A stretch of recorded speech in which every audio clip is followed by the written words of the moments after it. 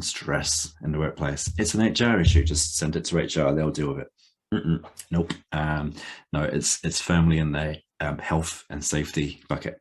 And what's one of the biggest challenges at the moment is the role of the health and safety person is really expanding at a rapid rate. They need to be really good at presenting to boards and giving this high level governance presentation, and at the same time need to be managing and thinking about psychosocial harm, workplace bullying, and then over here there's someone who's working in a pit and need to think about how we're going to manage that. So the traditional role of that health and safety advisor, coordinator, manager is really expanding at a pace. The framework to all of those things that I've just mentioned comes right back to just good risk management practice. You identify what's has the potential to cause harm.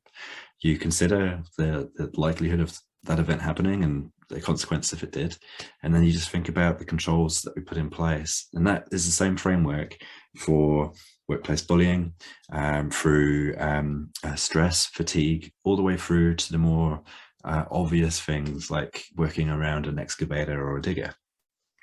It's exactly the same framework. And once we start to realize that actually, no matter what we're talking about or dealing with, we've always got that consistent framework to refer to, then hopefully for many it will de-stress the situation and will hopefully enable those people to facilitate the conversations with those people that are at the coalface, whether in the office environment or within the construction site, for example, and enable them as a whole to discover and agree on how to manage those types of issues and events long before they actually become an HR problem, if that makes sense.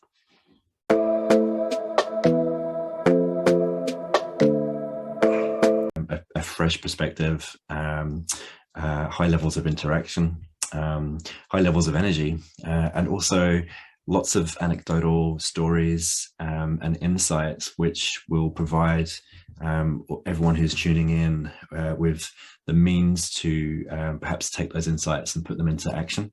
That's something that I'm really keen to see happen. I don't believe that training needs to be this kind of one-way communication channel. I'm a big believer in providing as much value as possible, and so that's why we will be doing a decent amount of time near the end of each of the presentations, allowing people to ask those questions and for us to explore exactly how we can make it work within your places of work too. Ultimately, what great workshops look like for me, whether it's online or in person, is high levels of interaction. So I try and bring that energy and that point of difference to the online training as well. So yeah, just watch this space and you can expect something quite different.